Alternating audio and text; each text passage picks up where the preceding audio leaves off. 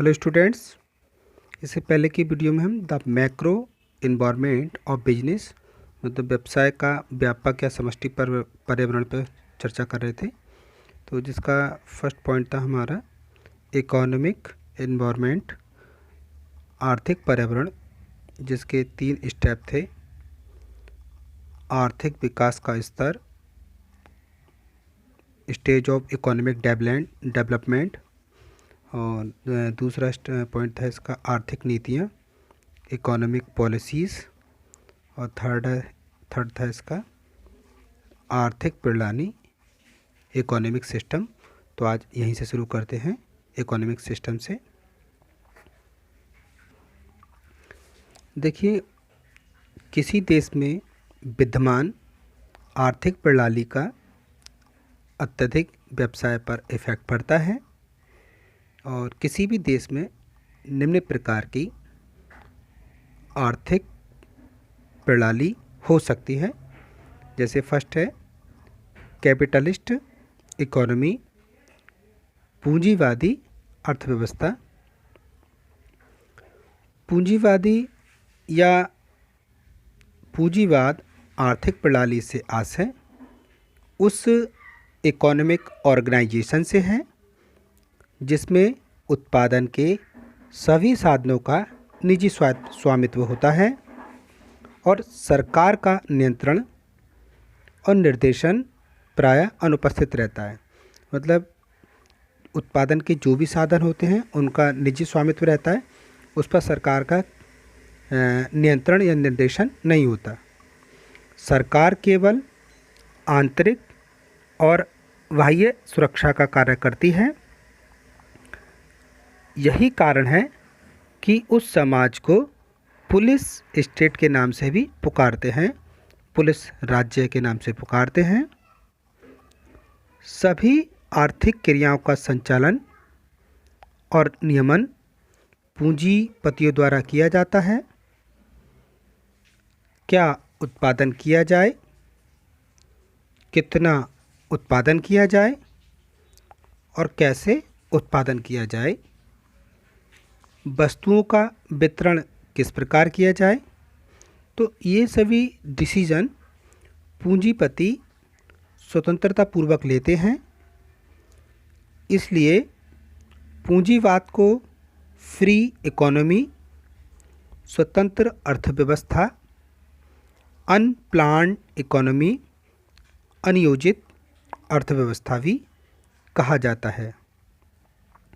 हम देखें जैसे कि G7 समूह के देश, जिसमें हमारे America, Japan, Germany, France, Britain, Italy तथा कनाडा, जो G7 समूह था अब G8 समूह कहलाता है, क्योंकि इसमें रूस को भी शामिल कर लिया गया। 8वें नंबर पे रूस इसका 8वां सदस्य बन गया है। ऐसे ही हमारे 4 एशियाई टाइगर्स जैसे कि हांगकांग, दक्षिणी कोरिया, सिंगापुर, ताइवान तथा 3 जो एशिया कप्स हैं जैसे इंडोनेशिया, मलेशिया, थाईलैंड, तो इनकी जो अर्थव्यवस्थाएं हैं पूंजीवादी मानी जाती हैं। चीन में भी सन 1979 से शुरू हुए उदारीकरण तथा निजीकरण और बाजारीकरण से समाजवादी ढांचा अपना स्थान छोड़ रहा है और ऐसी ही स्थिति रूस सहित अनेक पूर्वी देशों की है। ब्रिटेन में भी समाजवाद का कुछ प्रयोग करने के बाद उन्हें पुनः लोक उपक्रमों का निजीकरण कर दिया गया है और सन 1991 के बाद भारत भी इसी राह पर प्रोग्रेस कर रहा है। सेकंड पॉइंट देखेंगे हम इसका कम्युनिस्ट एंड सोशलिस्ट इकोनॉमी, साम्यवादी या समाजवादी अर्थव्यवस्था। इन दोनों प्रकार की अर्थव्यवस्थाओं में उत्पादन के साधनों पर पूरे समाज का स्वामित्व पाया जाता है। और सामान्यतः आर्थिक निर्णय किसी एक केंद्रीय सत्ता द्वारा लिए जाते हैं। समाजवादी विचारधारा के विकास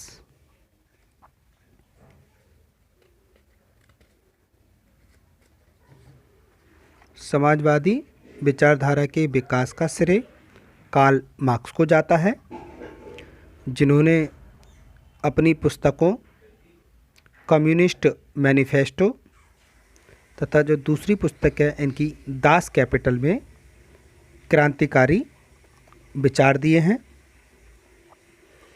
मार्क्सवादी विचारों से प्रभावित होकर सन 1917 में रूस की क्रांति हुई तथा पहली समाजवादी अर्थव्यवस्था का जन्म हुआ।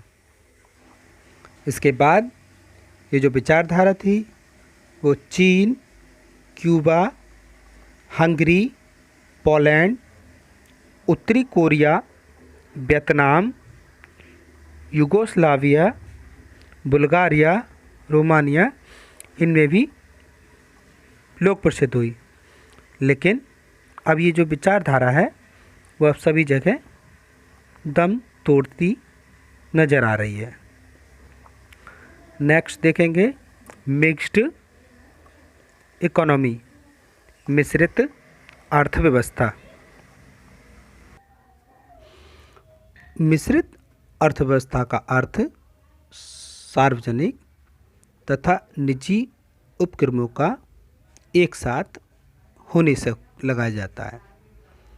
मिश्रित अर्थव्यवस्था में दोहरे बाजार की स्थिति पाई जाती है, डबल मार्केट की स्थिति पाई जाती है, अर्थात कुछ कीमतें मांग तथा आपूर्ति के आधार पर बाजारी ताकतें तय करती हैं, मतलब बाजार तय करता है, तो कुछ वस्तुओं पर सरकार राशनिंग एवं नियंत्रण भी रखती है।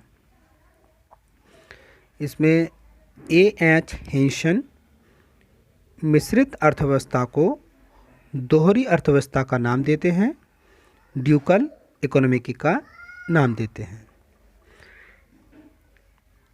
भारत, स्वीडन, नॉर्वे, ऑस्ट्रेलिया आदि में सन 1991 के बाद खुली अर्थव्यवस्था तथा उदारीकरण के परिप्रेक्ष्य में निजीकरण को बढ़ावा दिया जा रहा है।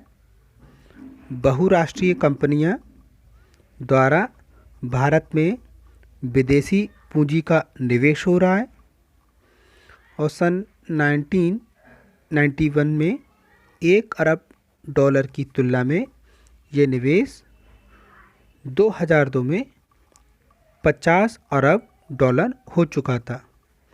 ऐसे ही गैट समझौते के अंतर्गत वैश्वीकरण व्यवस्था भारत की अर्थव्यवस्था को कैसा स्वरूप देगी ये अभी पूरी तरह क्लियर नहीं है। तो हम कह सकते हैं कि भारत नियोजित समाजवादी मिश्रित अर्थव्यवस्था से पूंजीवादी मिश्रित अर्थव्यवस्था की ओर अग्रसर है और किसी भी देश में विद्यमान आर्थिक प्रणाली भी व्यवसाय के स्वरूप व प्रगति को बहुत सीमा तक प्रभावित करता है। अब हम दूसरा पॉइंट देखेंगे, सोशियो कल्चरल इन्वायरमेंट, सामाजिक सांस्कृतिक पर्यावरण। इसमें बता रहे हैं कि व्यवसाय के गैर आर्थिक पर्यावरण पर सामाजिक एवं सांस्कृतिक कारकों का पर्याप्त रूप से प्रभाव पड़ता है। यहाँ संस्कृति का अर्थ देखें तो एक समाज में कुछ व्यक्तियों द्वारा किया जाने वाला साम्य आचरण संस्कृति कहलाती है और सामाजिक सांस्कृतिक पर्यावरण का विश्लेषण करना आवश्यक है। सामाजिक सांस्कृतिक पर्यावरण के 3 पहलू होते हैं, एस्पेक्ट होते हैं। देखते हैं हम कौन कौन से पहलू हैं। जैसे फर्स्ट है change in lifestyle and social values, जीवन शैलियों व सामाजिक मूल्यों में परिवर्तन। हमारी जीवन शैली व सामाजिक मूल्य समय के अनुसार बदलते रहते हैं। जैसे उदाहरण के लिए देखते हैं,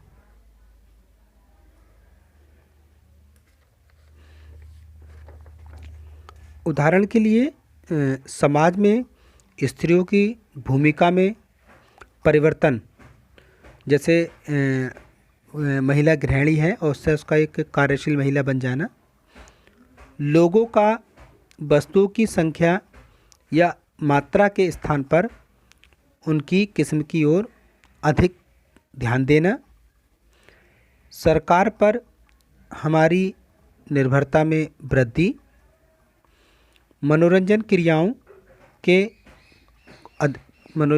को अधिक प्रायोरिटी दिया जाना, लोगों में पैसा बचाने के स्थान पर अधिकाधिक व्यय करना, यहाँ तक कि उधार पर क्रय करने की जो प्रवृत्ति है, टेंडेंसी है, उसको बढ़ाना,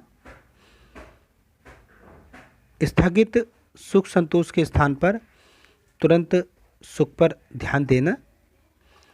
ऐसे इसका बी पॉइंट है मेजर सोशल प्रॉब्लम्स, पर्यावरण प्रदूषण के प्रति चिंता, सामाजिक उत्तरदायित्व, विपणन नीतियाँ, विभिन्न प्रकार के रोजगारों में सुरक्षा की आवश्यकता, संसाधनों का संरक्षण, गंदी बस्तियों, ग्रामीण क्षेत्रों व निम्न आय वर्ग के लोगों को उत्पाद का वितरण आदि, ये इसमें समस्याएं रहती हैं। थर्ड है ग्रोइंग कंज्यूमरिज्म, बढ़ता हुआ उपभोक्तावाद।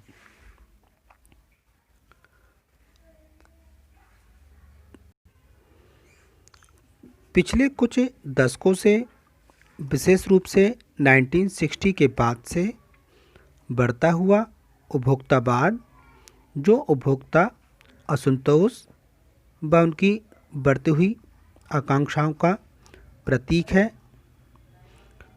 बहुत से देशों में उपभोक्तावाद एक सामाजिक आंदोलन है, जिसमें विक्रेताओं के प्रति क्रेताओं के संदर्भ में एक शक्ति के रूप में उभर कर सामने आया है।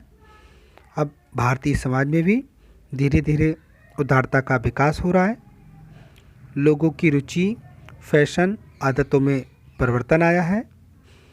जैसे कि पारंपरिक पैंट और सलवार कुर्ता के स्थान पर आज भारतीय लड़के लड़कियां नीली जीन्स को प्रायोरिटी देती हैं। इससे ये स्पष्ट होता है कि एक देश में सफल व्यवसाय की रणनीति बिना उस देश के सामाजिक, सांस्कृतिक पर्यावरण को ध्यान में रखकर नहीं बनाई जा सकती। तो आज की वीडियो में बस इतना ही। Thank you very much students.